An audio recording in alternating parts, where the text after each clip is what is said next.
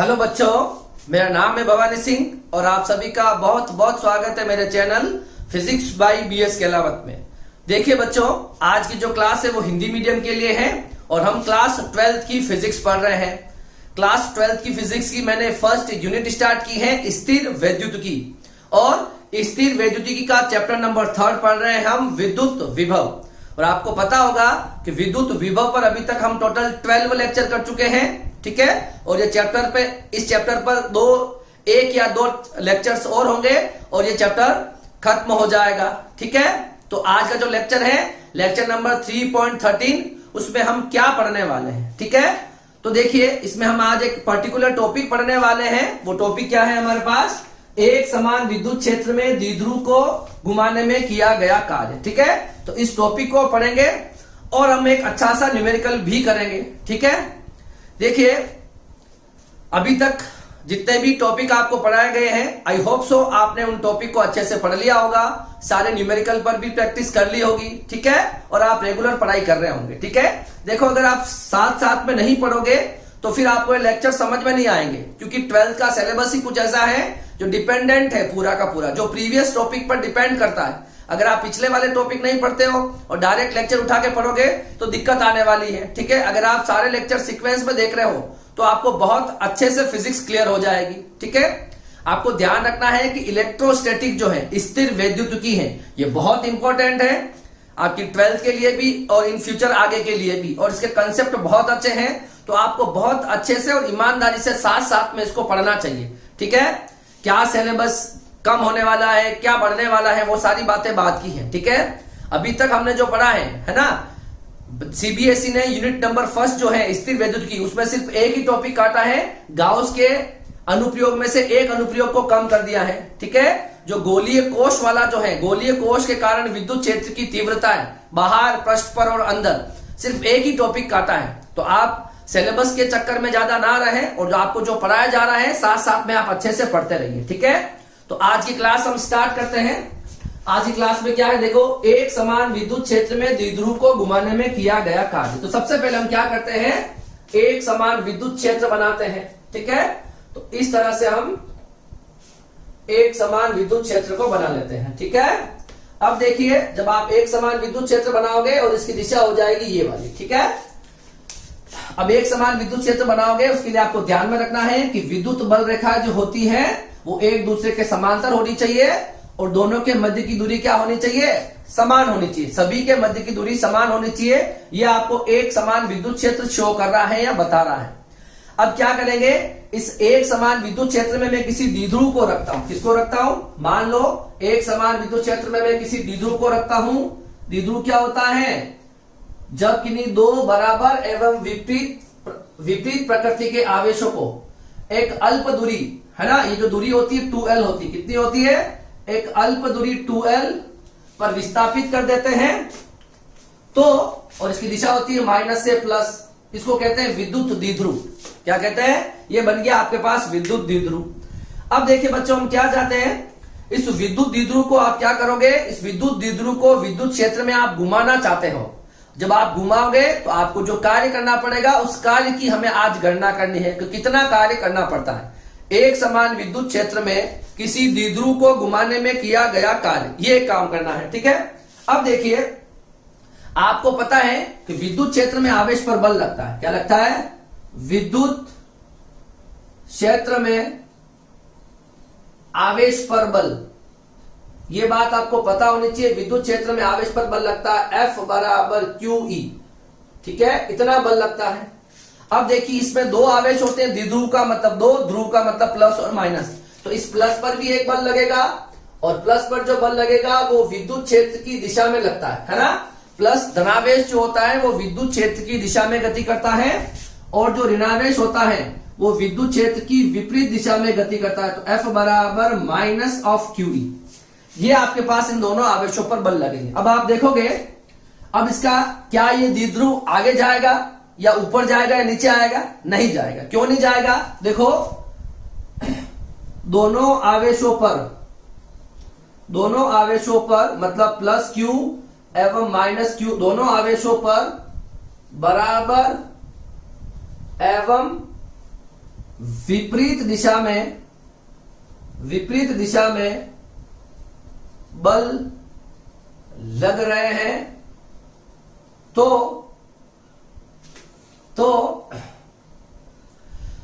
दोनों आवेशों पर प्लस Q एवं माइनस Q पर बराबर विपरीत दिशा में बल लग रहे हैं तो इस पर नेट बल शून्य होगा एवं विस्थापन भी शून्य होगा। क्या होगा? विस्थापन भी शून्य होगा। मतलब रेखीय विस्थापन नहीं हो सकता। क्यों नहीं हो सकता? देखो, एक पे आवेश पर बल लग रहा है F बराबर प्लस QE, दूसरे पर बल लग रहा है F बराबर माइनस QE, तो F नेट जो आएगा वो 0 आ जाएगा। अब जब किसी पे कोई बल ही नहीं लग रहा है तो विस्थापन कैसे होगा? नहीं हो सकता। तो कुल मिला के ये द्विध्रुव ऐसा रखा हुआ है कि आगे तो नहीं जा सकता, नहीं ऊपर न नीचे जा सकता है। ठीक है, मगर देखो अब इस द्विध्रुव का रेखीय विस्थापन तो नहीं है। क्या नहीं है? रेखीय विस्थापन तो नहीं हो सकता। ठीक है, रेखीय विस्थापन नहीं होगा। अब रेखीय विस्थापन नहीं होगा तो क्या होगा? देखो इस प्लस पर बल लग रहा है तो ये द्विध्रुव पर, इस प्लस पर सामने की दिशा में बल लग रहा है, माइनस पर विपरीत दिशा में बल लग रहा है। ठीक है, प्लस जो होता है वह विद्युत क्षेत्र की दिशा में गति करता है और माइनस जो होता है वह विद्युत क्षेत्र की दिशा के विपरीत गति करता है। ठीक है, अब देखो, अब इस पर जो बल लगेगा इसके कारण क्या होगा? ये प्लस जो होगा ये इधर आना चाहेगा, मतलब ऐसा कुछ होगा, और ये माइनस ऊपर जाना चाहेगा। तो इस पर लगेगा एक बल युग्म का आघूर्ण। क्या लगेगा? बल युग्म का आघूर्ण लगेगा। और ये द्विध्रुव कहां आकर रुकना पसंद करेगा? विद्युत क्षेत्र की दिशा के साथ आकर रुकना चाहेगा। ठीक है, तो इस द्विध्रुव पर क्या कार्य करेगा? बल युग्म का आघूर्ण कार्य करेगा। वो कैसे निकालेंगे तो हम देखेंगे अभी। तो देखो, सबसे पहले हमारे पास क्या है? एक द्विध्रुव है, द्विध्रुव। ठीक है, तो द्विध्रुव आघूर्ण क्या हो जाएगा बताओ? द्विध्रुव आघूर्ण मेरे पास हो जाएगा P बराबर Q इंटू 2L। ये मेरे पास विद्युत द्विध्रुव आघूर्ण हो गया। ठीक है,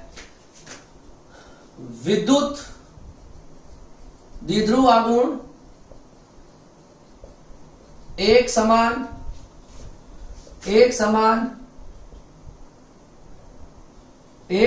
विद्युत क्षेत्र E में रखा है, एक समान विद्युत क्षेत्र E पे रखा है, तो इस पे नेट बल शून्य होगा।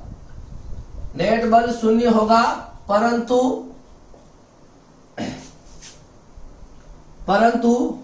इस पे बल युग्म का आघूर्ण, कपल ऑफ फोर्स, बल युग्म का आघूर्ण कार्य करता है, जिससे द्विध्रुव घूमने लगता है। और कहां घूमने लगता है? मतलब इस पर नेट बल तो 0 होगा, पर इस पर एक बल युग्म का आघूर्ण लगेगा। देखो, कार्य का फॉर्मूला क्या होता है? बल इंटू विस्थापन। यही होता है कार्य का फॉर्मूला, बल इंटू विस्थापन। इसमें ये फॉर्मूला होता है। मगर कोई चीज जब घूम रही होती है ना, जब कोई चीज रोटेट कर रही होती है तो उस पर काम जो होता है उसको लिखते हैं हम टाउ और कोणीय विस्थापन। किससे लिखते हैं? टो इंटू कोणीय विस्थापन। ठीक है, ये होता है। देखो, ये कार्य बराबर बल इंटू विस्थापन, तो ये आपको रेखीय विस्थापन के लिए, किसके लिए?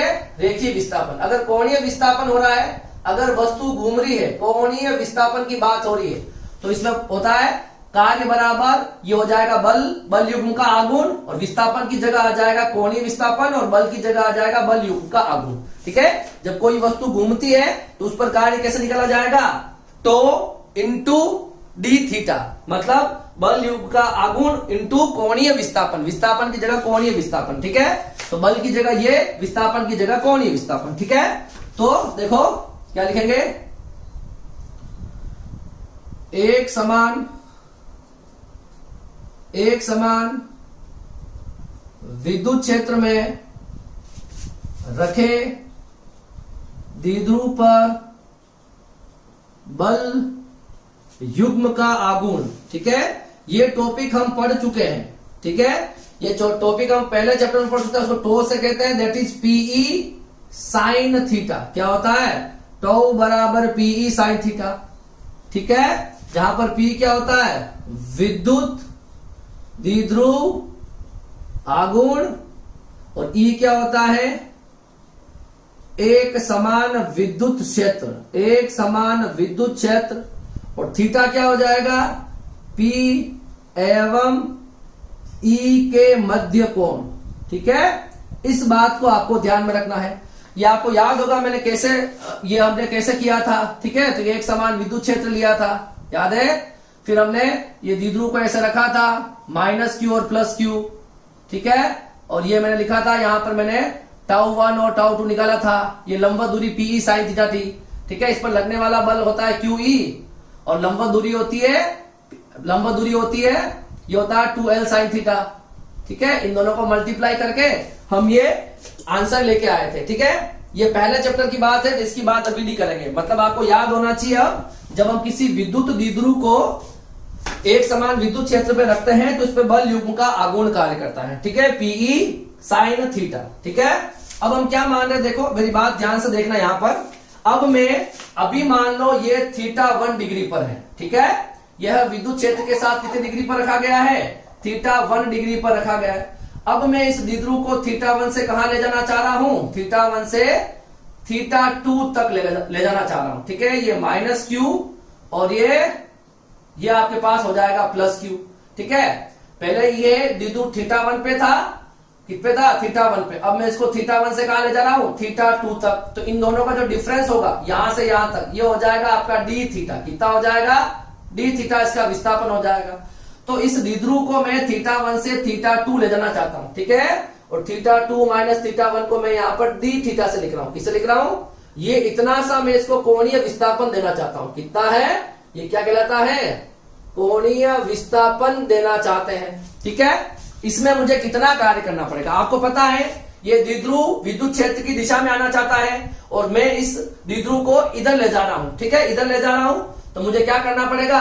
कार्य करना पड़ेगा, और वो कार्य मुझे निकालना है। ठीक है, तो द्विध्रुव को d थीटा है ना, θ1 से θ2 तक d थीटा विस्थापन देने में किया गया कार्य निकालना है। समझ में आ रहा है? किया गया कार्य। तो मेरा छोटा सा कार्य dw जो होगा वो कितना हो जाएगा? कार्य क्या होता है? बल इंटू विस्थापन, मगर कोणीय विस्थापन यहां पर क्या आएगा? बल युग्म का आघूर्ण, और विस्थापन की जगह कोणीय विस्थापन। ठीक है, नॉर्मल कार्य का फॉर्मूला होता है बल इंटू विस्थापन। जब हम कोई भी वस्तु घूम रही है तो उस पर जो कार्य होता है वो होता है बल युग्म का आघूर्ण इंटू कोणीय विस्थापन। ठीक है, तो dw टॉ की वैल्यू कितनी बताओ? P E sine theta D theta. तो ये मेरे पास इक्वेशन नंबर क्या हो जाएगी? 3rd हो जाएगी। आपको कुल कार्य निकालना है। क्या निकालना है? कुल कार्य निकालना है। तो मुझे कुल विस्थापन कहां से कहां हो गया? θ1 से θ2 निकालना है। तो मुझे क्या करना होगा? मैं इसको यहां पर मिटा रहा हूं। ठीक है, ये मैंने लिख रखा है कि नेट बल कितना होता है? 0 होता है। ठीक है, अब मुझे θ1 से θ2 तक कुल कार्य क्या निकालना है? θ1 से θ2 तक कुल कार्य निकालेंगे। तो ये dw की जगह हम क्या कर देंगे? dw को इंटीग्रेट कर देंगे। इधर हम लिख लेंगे θ1 से θ2, और ये हो जाएगा P E sine theta D theta. dw का इंटीग्रेशन करोगे, w यहां पर p और e दोनों कांस्टेंट है, एक समान विद्युत क्षेत्र है, नियत राशि है, p नियत है, दोनों को बाहर निकाल लो, और ये हो जाएगा θ1 से θ2 साइन थीटा डी थीटा। और आपको पता है साइन थीटा का इंटीग्रेशन कितना होता है? माइनस ऑफ कोस थीटा और θ1 से θ2। लिमिट रखेंगे w equal to P E minus upper limit रखेंगे तो cos θ2, और फिर आ जाएगा माइनस, इधर लिख देता हूं मैं इसको। ठीक है, देखो तो w कितना आ जाएगा बताओ? तो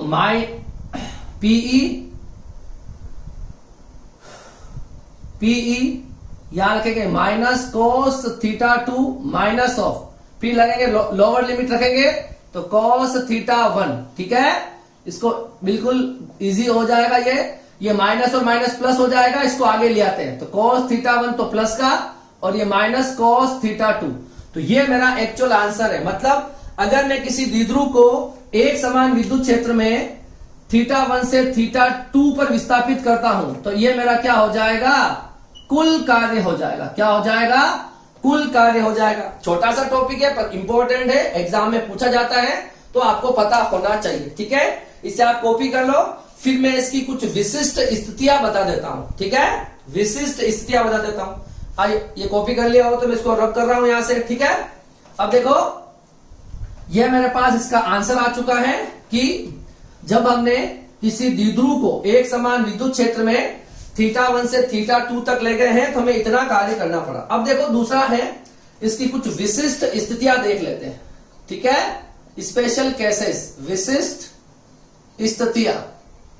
अब मान लो मैं क्या चाहता हूं, देखो अगर ये द्विध्रुव जो है, ये द्विध्रुव अगर देखो एक समान अगर विद्युत क्षेत्र है और इस तरह से एक समान विद्युत क्षेत्र है, ध्यान से देखना इसको वापस एक बार। ठीक है, एक समान ये विद्युत क्षेत्र ई बनाया हुआ मैंने। अगर यहां पर कोई द्विध्रुव रखा गया ना ऐसा, तो इस देखो ऐसा रखा गया तो ये द्विध्रुव कहां पर आके रुक जाएगा, जैसे कि ये माइनस क्यू और ये प्लस क्यू और ये दिशा हो जाएगी तो ये इसकी दिशा में आके रुक जाएगा। ठीक है, विद्युत द्विध्रुव जो होता है, देखो विद्युत द्विध्रुव की दिशा भी माइनस प्लस इधर और विद्युत क्षेत्र की दिशा भी इधर, तो थीटा बराबर कितना हो गया, 0 हो गया। इसको बोलते हैं स्थायी संतुलन। क्या बोलते हैं, इसको कहते हैं स्थायी संतुलन। मतलब द्विध्रुव यहां पर रहना चाहता है। देखो इस पर बल लगेगा सामने की तरफ प्लस क्यू पर, F बराबर QE, इधर लगेगा विपरीत, F बराबर सामने की दिशा में F बराबर माइनस QE। तो दोनों पर ऐसे बल लगेंगे, इस तरह से बल लगेंगे और ये स्थायी संतुलन में रहेगा। तो इसको बोलते हैं जब विद्युत द्विध्रुव जो होता है वो समांतर होता है विद्युत क्षेत्र के, तब उसको स्थायी संतुलन कहा जाता है। ठीक है, तो यहां पर सबसे अधिक उस पर बल युग्म का आघूर्ण लगता है। ठीक है, और यहां पर बिल्कुल नहीं लगता क्योंकि यहां पर आके वो रुक जाता है। ठीक है, देखो मैं क्या बताना चाह रहा हूं, इधर ध्यान से देखो। पहला केस जो है, केस फर्स्ट, मैं चाहता हूं मैं इसको θ1 तो ले लूं 0 डिग्री और θ2 को ले लूं थीटा ले लेता हूं। ऐसा मैंने कर दिया भाई। थीटा पहले तो ये स्थायी संतुलन पे था, θ1 मतलब 0 डिग्री क्या हो गया, स्थायी संतुलन से मैं थीटा डिग्री पर ले जाना चाहता हूं। ठीक है, स्थायी संतुलन होता है 0 डिग्री पर, यहां पर वो रहना पसंद करता है। स्थायी संतुलन से थीटा कोण विस्थापन में कार्य, ये निकालना है। अब मेरा फॉर्मूला क्या बताओ, PE cos θ1 माइनस cos θ2। अब मुझे बताओ θ1 कितना ले रखा मैंने, 0 डिग्री, ये हो जाएगा cos 0 और θ2 कितना मेरा, तो थीटा ले रखा है। cos 0 की वैल्यू होती है 1, तो PE 1 माइनस cos θ। क्लियर है क्या, तो ये हो जाएगा किया गया कार्य। क्या हो जाएगा, मतलब अगर आप इस द्विध्रुव को थीटा यहां से 0 डिग्री से किसी कोण थीटा पर ले जाओगे तो इतना कार्य करना पड़ेगा। अब देखते हैं केस सेकंड। ठीक है, इसमें कुछ बड़ी बात नहीं, आपको सिर्फ कोण के मान ही तो रखने हैं। ठीक है, अगर मैं θ1 0 से, है ना, से θ2 बराबर 90 डिग्री, स्थायी संतुलन से कहा ले जाता हूं, स्थायी संतुलन से है ना 90 डिग्री, है ना, स्थायी संतुलन से 90 डिग्री घुमाने में कार्य। अब देखो तो वापस यही रख दो फॉर्मूला, PE cos 0 की वैल्यू कितनी है 1 और θ2 की वैल्यू cos 90। cos 90 की वैल्यू होती है 0, ये हो जाएगा 1 माइनस 0, तो ये हो जाएगा आपके पास PE। क्या हो जाएगा, PE। ठीक है, ये हो जाएगा आप अगर 0 डिग्री से 90 डिग्री रोटेट कर रहे हो। तीसरा और आखिरी केस जो है वो क्या है, देखो तो थर्ड और आखिरी केस है, अगर आप हम इसे स्थायी संतुलन से अस्थायी संतुलन तक ले जाते हैं। क्या है, देखो केस थर्ड, इसको मैं θ1 बराबर 0 डिग्री से θ2 बराबर 180 डिग्री। देखो ये होता है स्थायी संतुलन से, और 180 को कहते हैं अस्थायी संतुलन। क्या कहते हैं, स्थायी संतुलन से अस्थायी संतुलन। ठीक है, ये कहते हैं, इसको स्थायी संतुलन को हो गया समांतर मान सकते हैं हम, और ये होता है असमांतर हो, सॉरी प्रति समांतर, क्या बोलते हैं, प्रति समांतर। मैं सारे डायग्राम वापस बता दूंगा अभी आपको। पहले वाले केस में क्या करा हुआ देखो, पहले वाले केस का डायग्राम अगर बनाना चाहते हो तो ये विद्युत क्षेत्र था, ठीक है, और इस विद्युत द्विध्रुव को आप कहां से कहां ले जा रहे हो, 0 डिग्री से कहां ले जा रहे हो, 0 डिग्री पर था पहले और फिर कहां ले जा रहे हो, किसी थीटा डिग्री पर ले जा रहे हो। 0 डिग्री से ये मान लो 0 डिग्री पर था और पहले आप कहां ले गए इसको, ये द्विध्रुव था -q + q और इसको आपने थीटा डिग्री क्या कर रहा है, घुमा दिया है। ये पहला वाला केस का डायग्राम, इसमें इतना कार्य करना पड़ेगा। दूसरे वाले में देखो, अगर ये आपका विद्युत क्षेत्र है और इस विद्युत क्षेत्र में आप किसी द्विध्रुव को, ठीक है, जैसे -q और +q को कहां से कहां लेके जा रहे हो, 0 डिग्री से कहां लेके जा रहे हो, थीटा बराबर 0 से थीटा 2 बराबर 90 डिग्री तक, कहां तक लेके जा रहे हो, 90 डिग्री तक लेके जा रहे हो, ठीक है। ये दूसरे का डायग्राम हो जाएगा। तीसरे का डायग्राम क्या है देखो, तो अभी ये वाली, ठीक है, ये विद्युत क्षेत्र ये हो गया, ये आपका विद्युत क्षेत्र हो गया, ठीक है, ये मेरा विद्युत क्षेत्र है। अब इस विद्युत क्षेत्र में क्या करना है, इस द्विध्रुव को क्या करना है, -q से, जैसे पहले -q और +q था, ये थीटा बराबर 0 था। अब 180 का मतलब इस द्विध्रुव को पूरा घुमाना है और इसको ऐसा उल्टा लेके आना है, +q और -q। पहले इसकी दिशा इधर थी, अब दिशा इधर हो जाएगी। तो यहां पर देखो लास्ट वाला जब लेके जाओगे तो P और E के बीच में 180 डिग्री, तो थीटा 1 बराबर 0 और थीटा 2 बराबर 180 डिग्री, कितना 180 डिग्री मूव करना है। इसमें कितना कार्य होगा देखो, तो W = PE cos 0 - cos 180, तो W बराबर PE cos 0 की वैल्यू कितनी होती है, 1 होती है, और cos 180 की वैल्यू -1 होती है, और माइनस माइनस हो जाएगा प्लस, तो कुल किया गया कार्य आ जाएगा 2PE। क्या हो जाएगा, 2PE।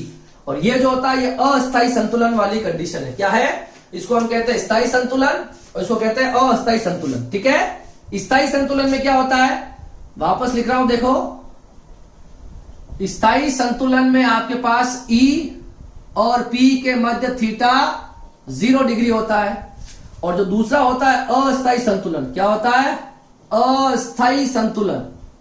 अस्थायी संतुलन में आपके पास E और P के बीच थीटा जो होता है वो 180 डिग्री होता है, ठीक है।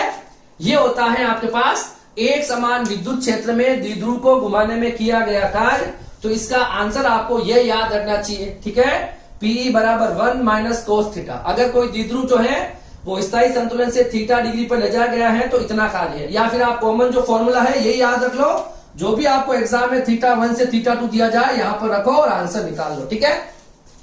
तो इसे आप कॉपी कर लीजिए, फिर मैं आपको इससे अलग हटके कोई एक अच्छा सा न्यूमेरिकल करवा देता हूं, ठीक है, तब तक आप इसे कॉपी कर लीजिए। तो देखिए अब हम एक न्यूमेरिकल कर लेते हैं। ये जो न्यूमेरिकल है वो आज के टॉपिक पर बेस्ड नहीं है, ठीक है, मगर हम एक स्पेशल टाइप का न्यूमेरिकल करने वाले हैं, और ये न्यूमेरिकल आपके बोर्ड स्टूडेंट के लिए भी इंपॉर्टेंट है, और ये क्वेश्चन जेईई मेन के अंदर भी पूछा गया है, ठीक है। तो इसका क्या कंसेप्ट होता है, उस कंसेप्ट को ध्यान में रखना है और आपको एक क्वेश्चन करना है, ठीक है। तो देखो क्वेश्चन क्या कह रहा है, 1000 छोटी छोटी बूंदे जिनमें प्रत्येक की त्रिज्या स्मॉल r है और प्रत्येक पर आवेश q है, ठीक है। तो क्या है देखो, 1000 छोटी छोटी बूंदे हैं, ठीक है, इसमें इसकी त्रिज्या कितनी दे रखी है, 1 से लगाकर 1000 बूंदे हैं, और त्रिज्या दे रखी है इसकी स्मॉल r, और इस पर जो आवेश दे रखा है वो q दे रखा है, ठीक है। मैंने यहां पर कैपिटल Q कर देता हूं, ठीक है, इस पर आवेश आपको q दे रखा है, ठीक है। इससे मिलाकर आपको एक बड़ी बूंद बना दी गई है।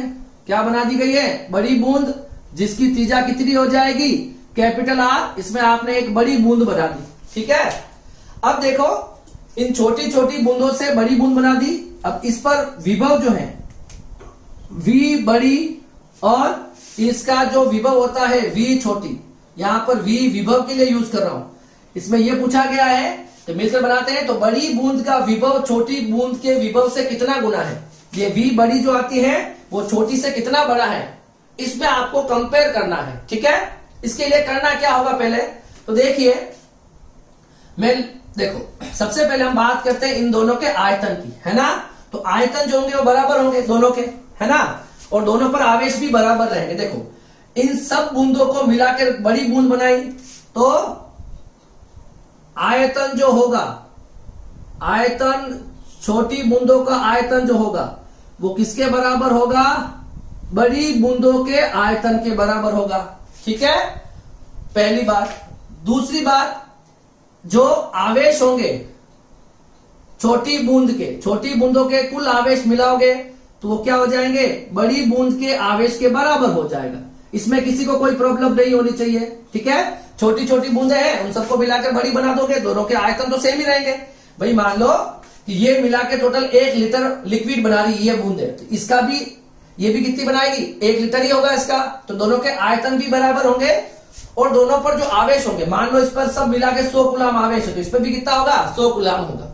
हम चाहते हैं कि विभव में रिलेशन चाहते हैं। देखो ये तो आयतन है, ध्यान रखना, मैं विभव की बात कर रहा हूं, विभव की। ठीक है, मैं इस विभव की बात कर रहा हूं तो विभव में क्या रिलेशन है। ठीक है, तो देखो हम क्या करेंगे, देखो सबसे पहले हम आयतन वाला कंसेप्ट यूज करते हैं। ठीक है, देखो आयतन लिखते हैं हम, आयतन किसका?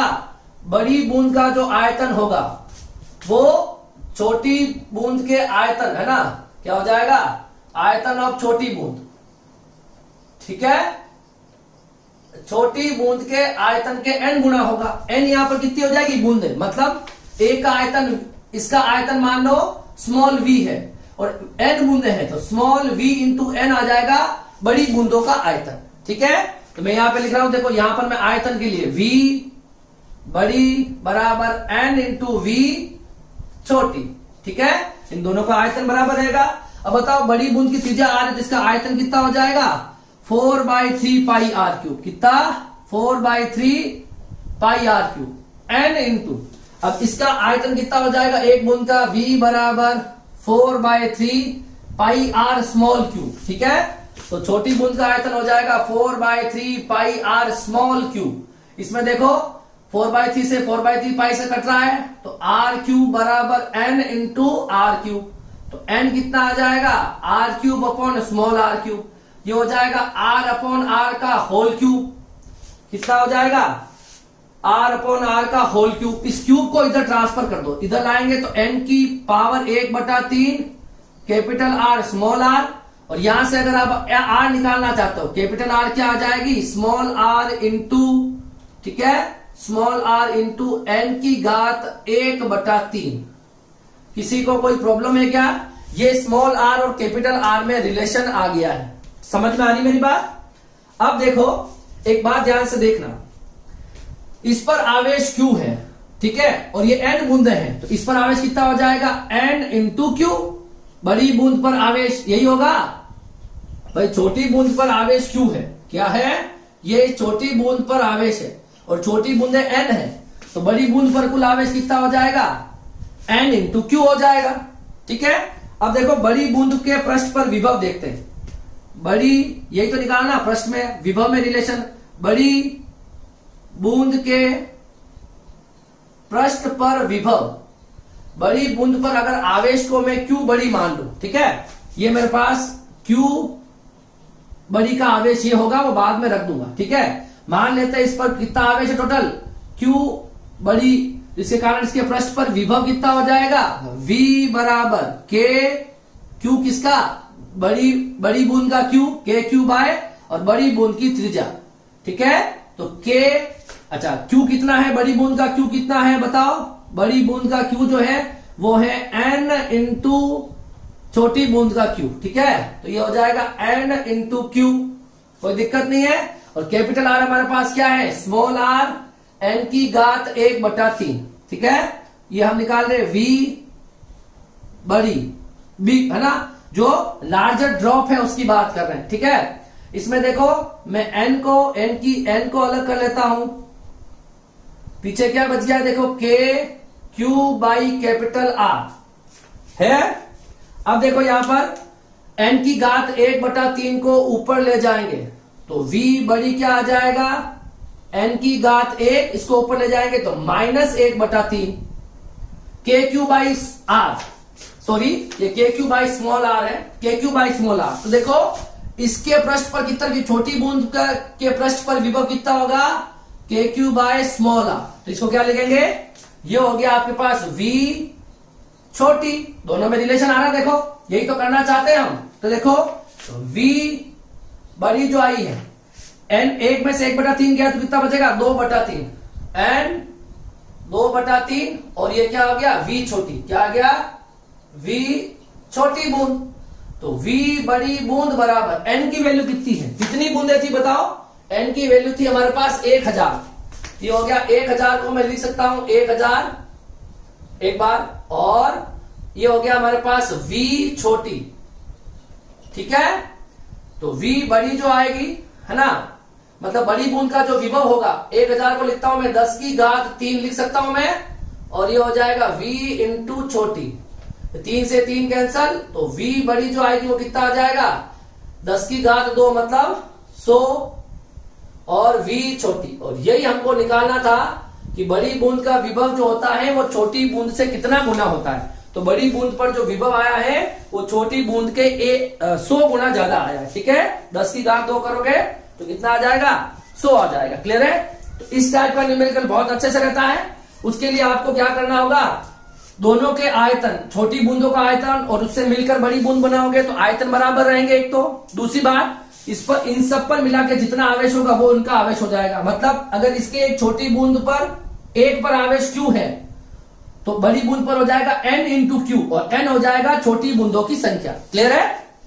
तो ये था आज का लेक्चर, जिसमें हमने क्या पढ़ा है, एक टॉपिक हमने पढ़ा है, एक समान विद्युत क्षेत्र में विद्युत द्विध्रुव को घुमाने में किया गया कार्य, एक टॉपिक ये पढ़ा है।